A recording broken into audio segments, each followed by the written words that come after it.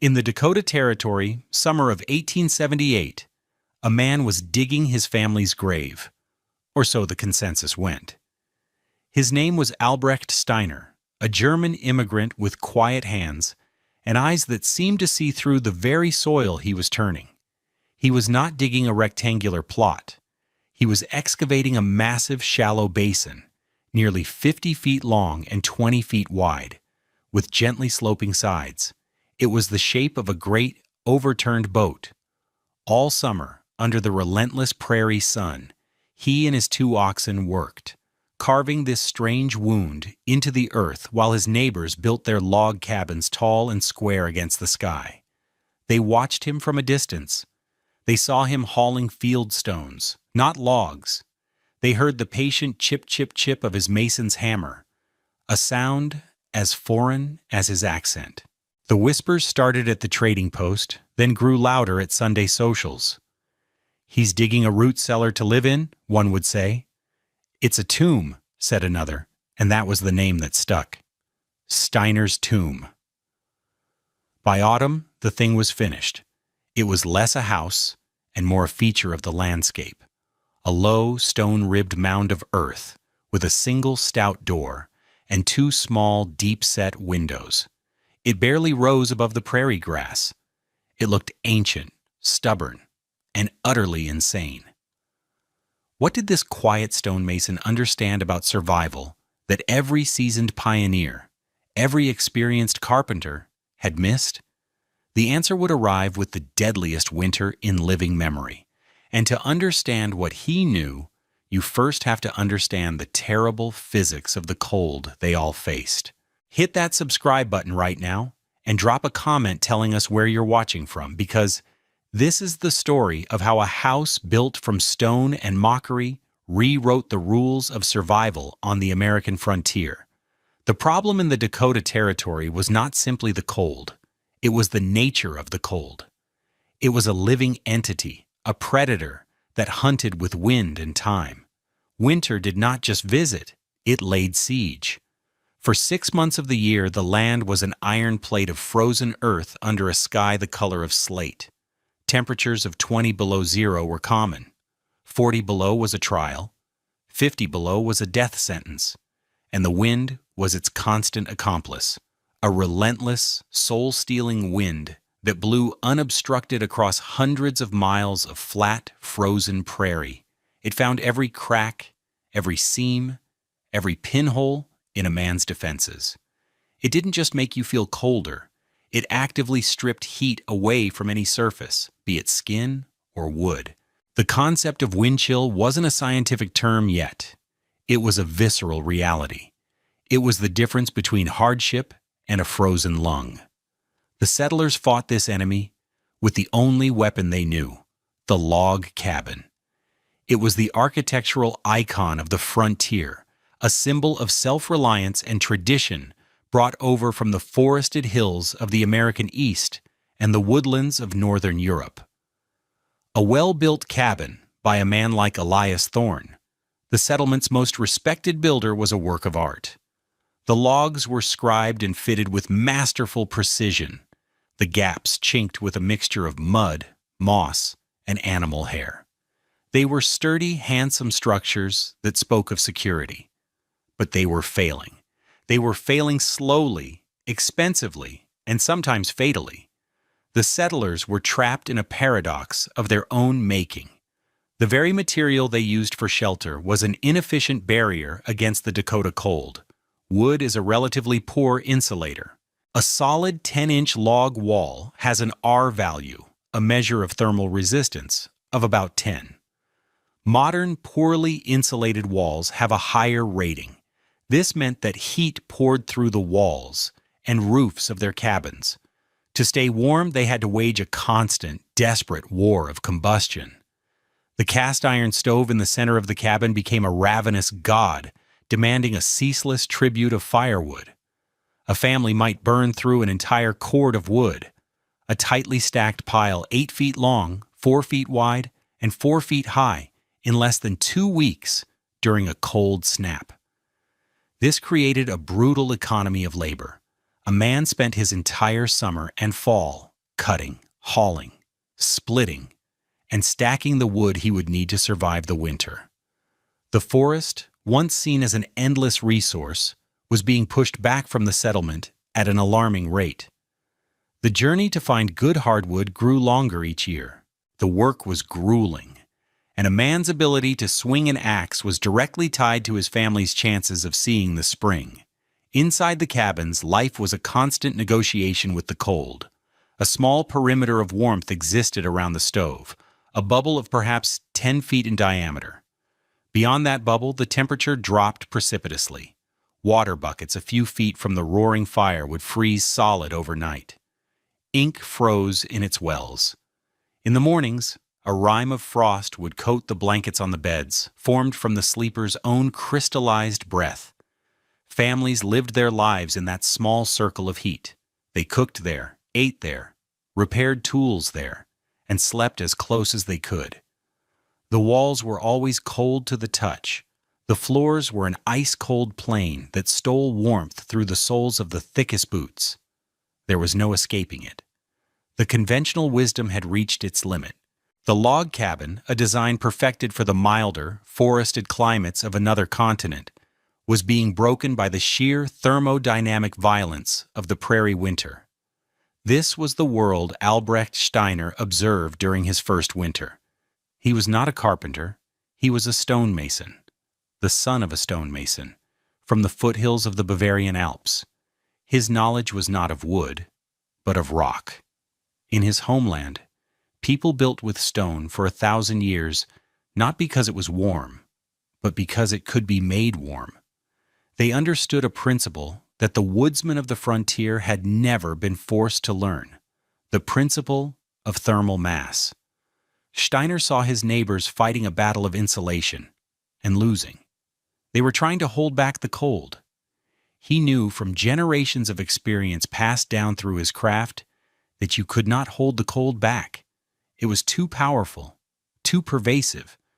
The only winning move was not to fight the cold, but to store the heat. He watched them feed their fires, turning precious wood into momentarily warm air that immediately fled through the walls and ceiling. He saw it as a profound waste. It was like trying to carry water in a sieve. His mind did not see a log cabin as a fortress. He saw it as a leak. He knew there was another way, a way that involved working with the earth, not just upon it, a way that used stone not as a cold barrier, but as a warm heart. And so, in the spring of 1878, he ignored the advice of his well-meaning neighbors, took up his shovel, and began to dig. The construction of Steiner's house was a spectacle of quiet, methodical labor that baffled the entire settlement. It began with the pit.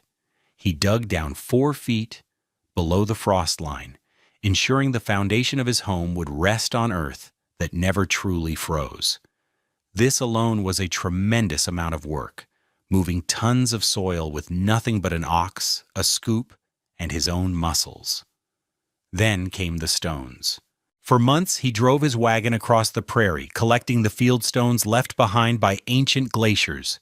He chose them with a mason's eye, seeking flat faces and predictable shapes. He was not building a crude rock wall. He was assembling a massive 3-dimensional puzzle. The walls rose slowly from the earthen basin. They were not solid stone.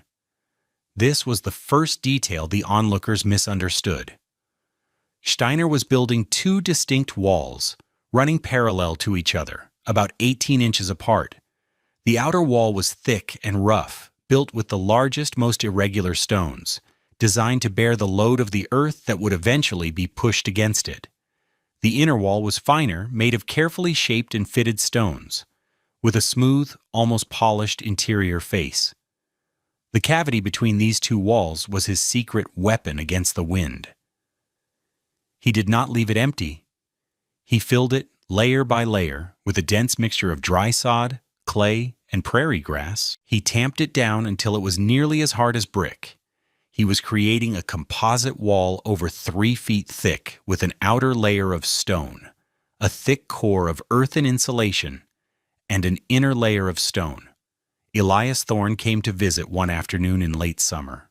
Thorne was a good man, honest and respected. He was the foremost authority on building in the region, and his concern for the Steiner family was genuine. He stood at the edge of the pit, watching Albrecht carefully place a stone on the inner wall. "Albrecht," Thorne began, his voice laced with friendly worry, "I have built 30 cabins in this territory. I know the winters. Stone is a cold material. It draws the heat right out of the air." Steiner paused, wiped sweat from his brow with the back of a dusty hand, and nodded. "It can be," he said simply. Thorne pressed on, pointing with a calloused finger. "That inner wall of yours, it's going to sweat. In the winter, every bit of moisture in your air will turn to frost on that stone. You're building an ice cave for your wife and children. They will be colder in there than in a canvas tent." It was a logical, technically sound objection. It was based on every bit of experience Thorne possessed. Condensation on cold surfaces was a constant plague in the cabins. Steiner simply looked at his wall, then back at Thorne. "The stone will not be cold," he replied. His calm certainty was more maddening to the onlookers than any angry defense would have been. The next innovation was the roof. Steiner did not use log rafters and planking. He began to build arches. Using temporary wooden forms, he laid stones in a curve, creating a vaulted ceiling that was immensely strong. It was the principle of the Roman aqueduct applied to a prairie home. Once the stone arches were in place, he covered them with the same layered system, a thick barrier of sod and clay, effectively pulling the earth up and over the house itself. The final structure was a low, semicircular mound, a stone Quonset hut buried in the prairie. Thorne visited again, this time with a more urgent warning. "The snow, man. That low, curved roof will never shed a heavy snow. The weight will build up until it collapses. A proper steep pitch, that's what you need. That's the only way to keep the weight from crushing you." Again, the objection was sound. The settlers were in a constant battle with snow load, and a steep roof was their primary defense. Steiner looked at the thick, arched stone above him. "It is built to hold a mountain," he said, a faint smile touching his lips. "It will hold the snow." But the most important part of the design was completely invisible. Before he laid a single stone for the floor, Steiner built a complex network of channels, like a flattened rectangular maze, running beneath the entire living space. These channels, lined with flat stones, all originated from a single, heavily reinforced chamber at the heart of the house. This was where the stove would sit. The channels then snaked their way under the floor before venting into a massive stone-lined chimney flue built into the thick north wall. He then laid the floor itself. It was not dirt, and it was not wood. It was a solid surface of thick, flat flagstones, carefully fitted together and sealed with lime mortar. The stove would not just sit on the floor, it would be integrated into it. The system was a giant, slow-breathing lung. When the stove was lit, the hot smoke and exhaust gases would not travel directly up a chimney. They would first be drawn down into the network of channels beneath the flagstones. The hot gases would circulate through this entire underfloor labyrinth slowly, before finally exiting through the chimney. The genius was in the transfer of energy. As the hot gases moved through the channels, they would surrender the bulk of their heat not to the outside air, but directly into the immense thermal mass of the flagstone floor and the tons of earth and rock beneath it. The floor itself would become a massive, gentle radiator. The heat would then conduct from the floor into the thick, insulated stone walls. He had built an engine. A thermal engine designed for maximum capture and slow, radiant release. The stove was not for heating the air. The stove was for heating the house. The entire 300-ton structure of stone, clay, and sod was designed to function as a thermal battery, soaking up the energy from a small, efficient fire and then releasing it for hours or even days. By the time the first snows fell, Steiner's tomb was complete. It was an object of communal ridicule. Men at the trading post would joke about it. Heard Albrecht trying to grow potatoes in his living room. Women would eye Anna Steiner with pity at the church. The children were teased. But through it all, Steiner remained serene. He had not built a house based on what his neighbors believed. He had built it based on what he knew about stone, heat, and time. Now all he had to do was wait for winter to prove him right. The winter of 1878 began much like any other. The cold settled in by late November, and the settlement fell into its familiar rhythm of survival. The saws and axes fell silent, replaced by the constant low roar of the wood stoves and the howl of the wind. By Christmas, the temperature had been hovering near zero for 3 weeks. The settlers were already burning through their wood piles at a concerning rate. In early January, a change occurred. The wind died down. The sky took on a strange, hazy, pearlescent quality. The old-timers looked at it and felt a knot of dread tighten in their stomachs. It was a sign. They called it a breeder sky, a sky that was pregnant with a storm. The temperature began to plummet. It was not a gradual cooling. It was a free fall. At dawn on January 7th, the mercury thermometer outside the trading post read 10 degrees below zero. By noon, it was 22 below. By sunset, it had dropped to 30 below, and the wind had returned, this time, with a terrifying, high-pitched scream. The blizzard hit just after dark. It did not arrive as a series of flurries. It struck like a solid wall of white. Visibility dropped to zero. The world vanished, replaced by a churning, horizontal chaos of ice and wind. The settlers, trapped in their cabins, could only listen to the storm's fury and feed their stoves. Inside the log cabins, the battle for warmth became a desperate, guest-losing fight. The wind, now gusting to over 50 miles per hour, was a physical force, pressing against the log walls, seeking every tiny flaw in the chinking. It drove the fine, granular snow into the cabins, not just under the doors, but through the very walls themselves. Families awoke to find small drifts of snow on their floors. The stoves, which had once been sources of comfort, became tyrants. They had to be kept roaring at maximum capacity, their iron sides glowing a dull cherry red. The heat they produced was immediately stolen by the cold. A man would be sweating as he loaded wood into the firebox, while 10 feet away his wife shivered under a pile of blankets. The temperature inside the cabins, even with the fires raging, dropped to 15 degrees, then 10, then to the freezing point itself. Water barrels froze solid. Potatoes stored in the cellars turned to icy rocks. Livestock left in the barns, no matter how well sheltered, began to die, their bodies discovered frozen solid in the morning. The settlers began burning anything they could: fence posts, furniture, precious books brought from the old country. They were burning their past to survive the present. Elias Thorne was experiencing this failure in the most personal way imaginable. He was in his own home, the cabin he considered his masterpiece. He had handpicked every log, scribed every joint with the precision of a watchmaker. By all rights, it should have been the warmest, most secure home in the settlement. It was not. The north wall of his living room was coated in a thick, glittering layer of frost. He could feel a steady, knife-like draft coming from somewhere near the floor, though he could not find its source. His wife and 2 young daughters were huddled together in their bed, buried under every blanket and quilt they owned. The thermometer hanging on the wall opposite the stove read 5 degrees Fahrenheit. 5 degrees. He was burning through his woodpile at a rate that terrified him. The stack that was supposed to last him until March would be gone in a week. He felt a cold dread that had nothing to do with the temperature.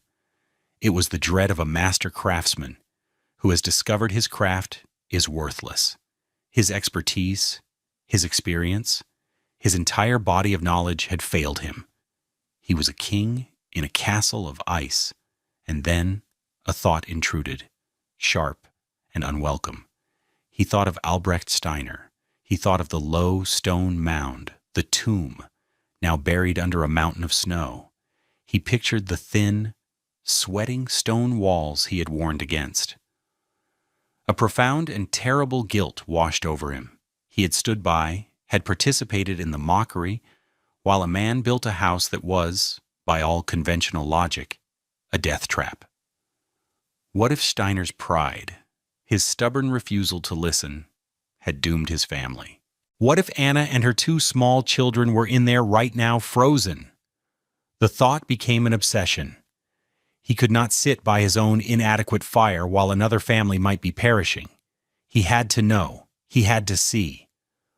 Pulling on his heaviest coat, wrapping his face in wool until only his eyes were exposed, Elias Thorne grabbed his lantern, leaned into the door against the force of the wind, and stepped out into the white hell of the blizzard. The journey was only 200 yards, but it was the most harrowing 200 yards of Elias Thorne's life.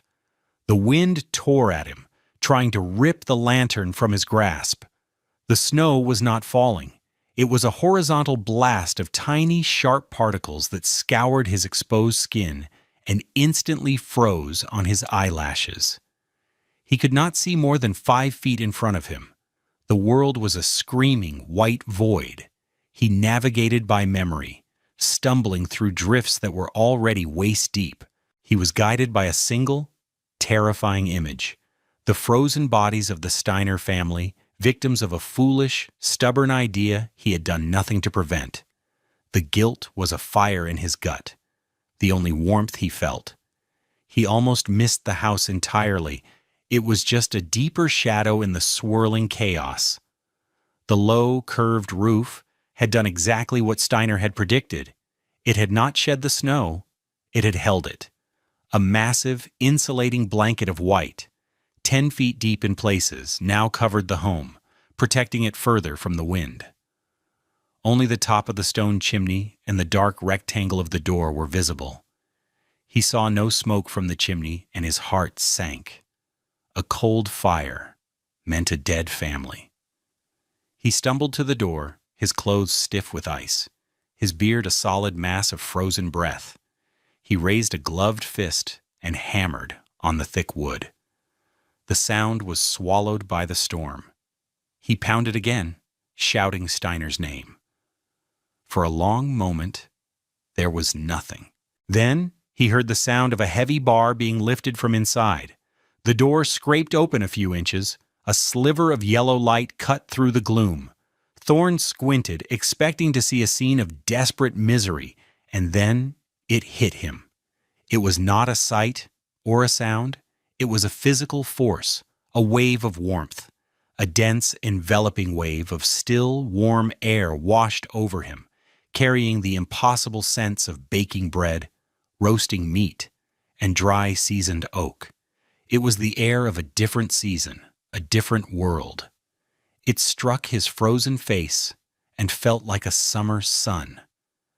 Steiner pulled the door open wider, and Thorne stared, dumbfounded. Albrecht Steiner was in his shirt sleeves. Behind him, Thorne could see into the main room. It was bathed in the calm, steady glow of 2 oil lamps. There was no roaring, desperate fire. The small iron stove was burning with a low, quiet flame, its door shut tight. Steiner's wife, Anna, was at a wooden table, kneading dough, her own sleeves rolled up past her elbows. She smiled a welcome at him. On the far side of the room, the 2 Steiner children, Karl and Liesel, were playing on the flagstone floor with a set of wooden blocks. They were barefoot. A tortoiseshell cat was not huddled by the fire. It was stretched out languidly in the middle of the room, fast asleep on the warm stones. Thorne stepped inside, and Steiner barred the door behind him, shutting out the raging storm. The silence was as shocking as the warmth. The howling of the wind was gone, replaced by a profound, tomb-like quiet. He looked at the windows. They were not coated in a thick layer of frost. They were clear. He could see the faint reflection of the room in the glass. He was a builder, a man who understood houses in his bones. His mind began to race, trying to process the impossibilities he was witnessing. He walked, almost in a trance, to the north wall, the wall that in his own cabin was a sheet of ice. He reached out a trembling, gloved hand and pressed it against the smooth, fitted stones. He recoiled in shock. It was not just free of frost, it was warm. It was distinctly, undeniably warm to the touch, radiating a gentle, even heat, like a sun-baked rock in late afternoon. He turned and looked at the stove, then back at the wall. It made no sense. The stove was 20 feet away. He looked down at the floor his boots were melting upon. It, too, was warm. Not hot, but a deep, penetrating, uniform warmth that seemed to rise from the very foundations of the house. He finally found his voice, a raw croak. "How?" Steiner gestured to the floor. "The fire warms the stone. The stone warms the house." Thorne shook his head, the pieces beginning to click into place, forming a picture so radical it staggered him. "What is the temperature in here?" he asked. Anna pointed to a small mercury thermometer hanging on a hook near the table. Thorne walked over to it. He had to lean in close to read the small numbers. 66 degrees Fahrenheit, a comfortable room temperature. "And outside?" Thorne whispered. "When I last checked an hour ago," Steiner said, his voice calm and matter-of-fact, "it was 35 degrees below zero." Thorne did the math in his head, and the number stunned him into silence. A 101-degree difference between the inside and the outside. In his own masterpiece cabin, he was struggling to maintain a 35-degree difference. This was impossible. He was looking at a differential nearly 3 times greater. The air in his own home was a frigid 5 degrees. This house was 61 degrees warmer. His eyes darted to the wood box next to the stove. In his home, the wood box was a scene of constant, frantic activity. Here it was a picture of tranquility. It was neat, orderly, and more than 3/4 full. "The wood?" Thorne said, his voice cracking. "How much wood have you burned since the storm began?" Steiner considered the question for a moment. "A few logs yesterday, 3 more this morning, perhaps a dozen in total." A dozen logs. The number was a physical blow. Thorne had burned through nearly 100. He had fed his stove a log every 20 minutes for 2 days straight, a frantic, losing battle. Steiner was using a fraction, perhaps less than 10% of the fuel, and achieving a result that was beyond miraculous. It was a complete inversion of everything Thorne knew about heat and shelter. The numbers were undeniable. They were not a matter of opinion or tradition. They were physics, and they were staring him in the face, embodied by the barefoot children on the floor and the warm stone against his back.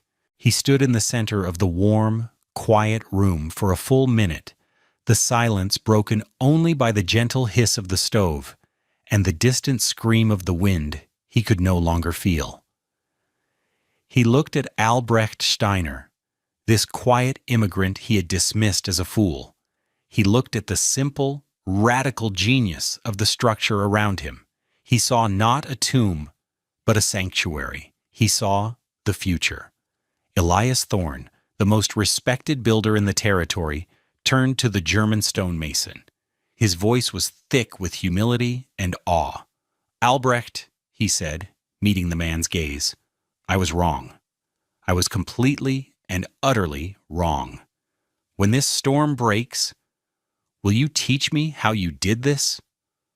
When the blizzard finally ended after 3 days, it left behind a transformed world. The landscape was a silent, sculpted expanse of white. The settlement was half buried, and the community's collective certainty was shattered. The first news to spread was of survival. Then came the stories of hardship, of lost livestock, of families who had nearly frozen in their own homes. And then came the story from Elias Thorne. He did not whisper it. He declared it. He told everyone who would listen about his journey through the storm. He described the wave of warmth, the barefoot children, the full wood box. He spoke of the warm stone walls. He used words like miracle and genius. Coming from any other man, it might have been dismissed as a storm-addled fantasy. Coming from Thorne, it was gospel. The mockery surrounding Steiner's tomb evaporated overnight. It was replaced by a tide of curiosity, then awe. A procession of settlers made their way to the low, snow-covered mound. Steiner, a man who had been a social outcast just a week before, now found himself holding court. He would open his door to his neighbors, and they would step inside, their faces etched with disbelief as they felt the impossible warmth. They would touch the walls. They would stare at the quiet stove. They would ask the same questions Thorne had asked, and Steiner, with infinite patience, would explain the principles. He spoke of the earth as a blanket. He described the stone as a sponge for heat. He explained how the smoke itself was made to work, to pay a tax of warmth to the floor before it was allowed to leave. Thorne became his most fervent student and his most important advocate. He brought his builder's mind to Steiner's principles, translating the mason's art into a language the carpenters could understand. Together, they refined the design. Thorne figured out how to incorporate a wooden inner frame for those less skilled with stone, while still preserving the essential thermal mass and underfloor heating. That spring, a revolution in architecture began on the Dakota Prairie. 3 new families, their confidence bolstered by Thorne's endorsement, chose to build Steiner hearths, as they were now being called. They dug into the earth, hauled fieldstone, and learned the patient art of building for thermal mass. Steiner and Thorne moved between the construction sites, offering advice, correcting mistakes, and supervising the laying of the crucial underfloor channels. Over the next decade, the settlement was visibly transformed. The tall, proud log cabins were still built, but they were increasingly outnumbered by the low, earth-sheltered stone homes. The new standard for survival had been established. The impact was profound. The settlers' relationship with winter changed. It was still a harsh and dangerous season, but the siege had been lifted. The constant, gnawing anxiety about fuel was gone. The winter death toll, especially among the very young and the elderly, plummeted. Albrecht Steiner never sought fame or fortune from his innovation. He remained a quiet stonemason, content to build and to teach. His payment was seeing other families enjoying the same security he had built for his own. His name became synonymous not with a foolish tomb, but with a warm, life-saving hearth. His legacy was not written in books, but in the foundations of the houses that dotted the prairie, and in the quiet comfort of families listening to a blizzard rage outside, safe and warm within walls of stone. The real impact was not measured in degrees on a thermometer or in cords of wood saved. It was measured in human dignity, in the simple, profound luxury of children playing barefoot on a warm floor in the heart of a Dakota winter.